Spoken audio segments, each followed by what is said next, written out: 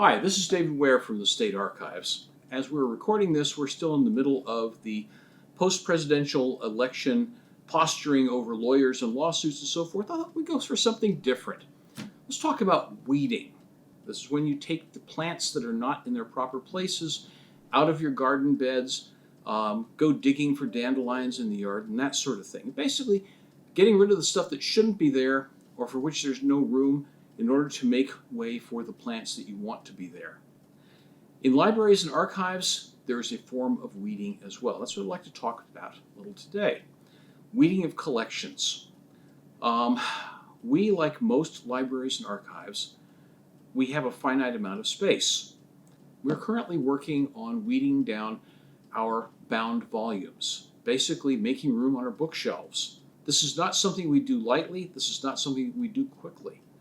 But this is necessary in order to make room for incoming collections. Because an archive isn't simply a bunch of stuff that's been collected, it's something that changes and develops over time. And in order to make room for the records that are being generated today, we have to take a look at what's been on our shelves for decades, especially things that haven't been used for decades. Now, I get to look at these lists and I get to make questions, and I get to make little looks at our staff saying, do we really, can I take a look at that? And I have a couple of examples here of things that deserve a second look. One of these was brought to my attention. What we have here is a volume of congressional documents dealing with ports, harbors, rivers, imports and exports. Another reason for this being of interest is on the flyleaf here. It says here, Governor Miller. James Miller was Arkansas's first territorial governor. Appointed in 1819, shows up very late in the year. He oversees government during its early periods at Arkansas Post. Technically, we don't need to know about the money that's paid to lighthouse keepers and harbor masters by the federal government. This is a government document that was sent to Governor Miller. This is a tangible link with his administration, and we don't have that much. So a case can be made for this, not on his evidentiary value, but rather as an artifact, as a link to our first governor.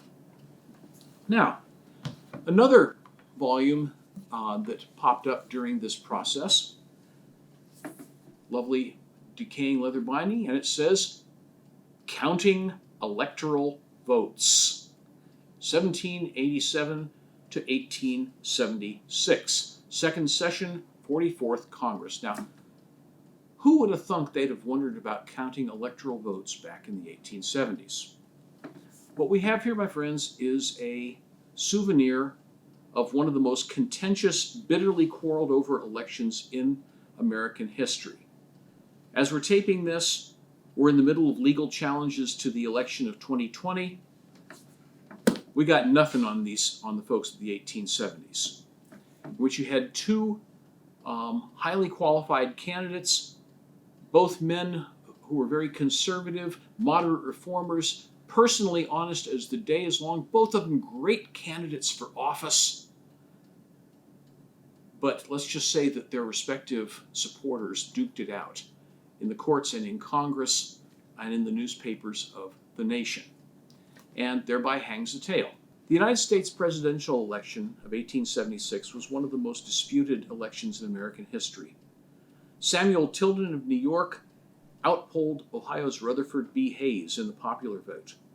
Tilden had 184 electoral votes to Hayes' 165, with 20 votes remaining uncounted. These 20 electoral votes remained in dispute. They came from three southern states, Florida, Louisiana, and South Carolina, in which each party reported that its candidate had won the state. Does this sound familiar? While out in Oregon, one elector was declared illegal because he was an elected or appointed official and was therefore replaced. The Oregon vote had gone for Hayes, of course. So between the 19 from the three southern states and the one from Oregon, you had 20 disputed electoral votes, which were ultimately awarded to Hayes after a bitter legal and political battle, giving him the victory in the presidential election, but not until March of 1877. What took so long? This was a knockdown, drag-out gutter fight. Hayes and Tilden were both honorable men. They were both moderate reformers. They were the best their parties could offer, personally and politically honest. But this didn't mean that their respective supporters had to play fair. Republicans accused the Democrats in Florida, Louisiana, and South Carolina of refusing to count African American votes, at least Republican ones. Democrats, in their turn, accused the Republicans of ignoring many Tilden votes. In Florida, in particular, the Republicans claimed to have won by 922 votes out of about 47,000. The Democrats, though, claimed a 94-vote victory. Talk about thin margins. Democrats also charged that Republicans had ruined ballots in one Florida precinct by simply smearing them with ink. Okay, dirty politics. Now, how did the quarrel come to an end? It wasn't easy. An informal deal was struck to resolve the dispute, which has come down in history as the Compromise of 1877.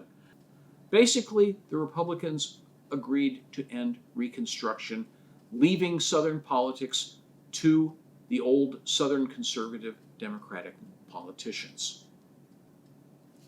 Now, somewhere in the middle of this 5-month controversy, Congress ordered that previous discussions of the workings of the Electoral College be compiled into one volume probably for the reference convenience of the members of Congress. What we think of as politics has never seemed so divisive today. Well, welcome to American history. We've got the documentation here. I think this book is going to stay right where it is. Until next time, this is David Ware for the Arkansas State Archives, reminding you, here at the Archives, political quarrels, we got 200 years worth of them. On our shelves, on our microfilm, they're waiting here for you to explore. Thanks much. See you next time.